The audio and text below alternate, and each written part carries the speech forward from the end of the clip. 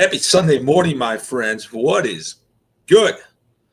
Boy, did we have a blast covering UFC all day yesterday. I was literally glued to my phone, glued to a manifest via Ticketmaster, via C Club all day. I mean, I was just in the zone yesterday with UFC 319. I don't even know the outcome of the fights. I was just so in tune with what happened with UFC. Let's look over the every hour on the hour graph that we tracked all day yesterday, literally from 9 a.m. to 10 p.m., 13 hours of tracking.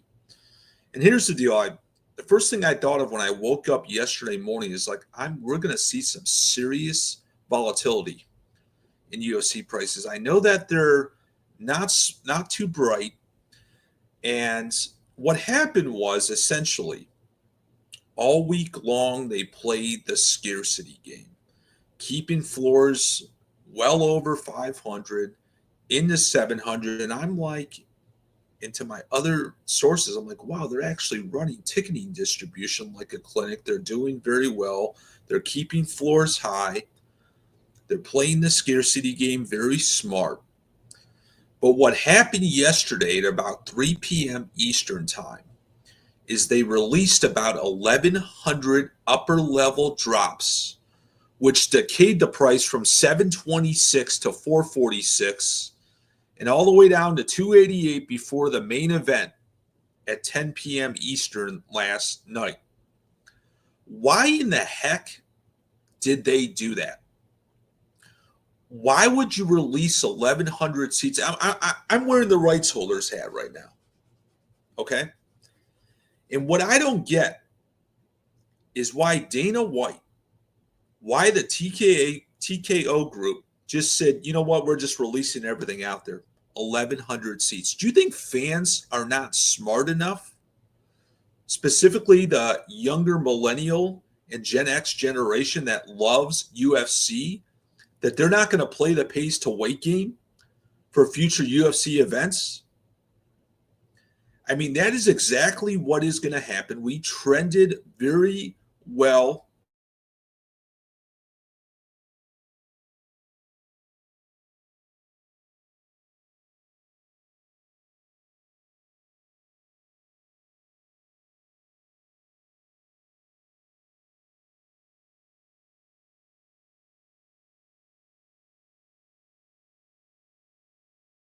$1,100 seats at once to cane the market. And literally, you could have sold those tickets earlier in the week, my friends.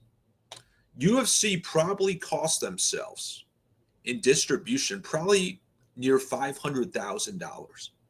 They could have sold them all at a higher price, but instead they just released them to the masses. It absolutely made no sense what they did. And whoever runs their ticket distribution should not have a job on Monday.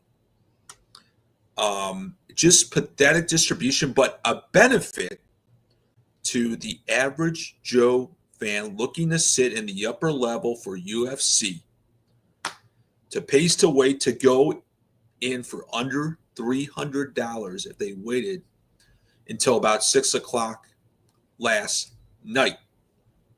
Now, to UFC's credit, and I looked at their entire distribution. They did a good job managing their flow of the good seats in the 100, 200 level.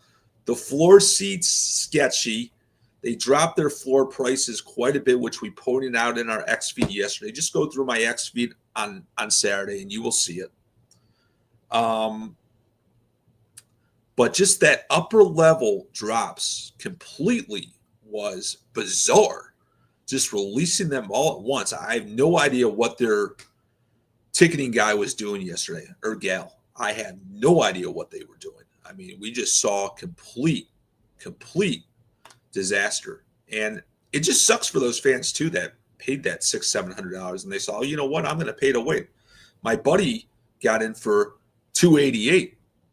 I had to pay $700. I'm not buying in advance anymore. Pays to wait for the nosebleeds for UFC. So what a day it was yesterday with UFC. And thank you for all the comments regarding that and so forth. So, UFC is a pace to wait game unless they say otherwise, and Dana White gets sick of Scott Friedman's coverage, but we're not going to stop. We're going to continue to keep a close eye on all UFC fights distribution, specifically day of fight. Tonight, guys, on Ticket Talk tonight, we are going to have a Sunday conversation regarding the state of ticketing, the legislation, the resale, the latest scare tactics from Ticketmaster of shutting down TM accounts. So you're going to have to tune in when we go live later tonight at around 9:30, 10 p.m. Eastern time. I'll give you a heads up beforehand. And I want participation. I want questions. So feel free to comment on my X if you have questions regarding the state of ticketing legislation, specifically Ticketmaster. There is a lot going on that we want to cover. And we are going to talk about that tonight on Ticket Talk tonight. Let's make it a great Sunday, my friends. Did I forget about the Discord? I sure did. Best live entertainment ticketing Discord group.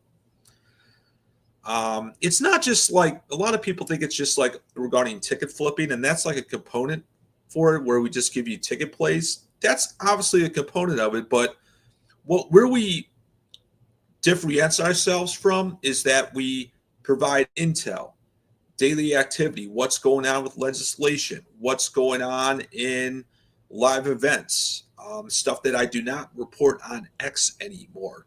So it's a great group. It's a great opportunity to network with other like-minded individuals. And I want you to join. So link is in my bio. If you have questions regarding the Discord, please DM me. I love it. It never sleeps. It runs 7 days a week, 365.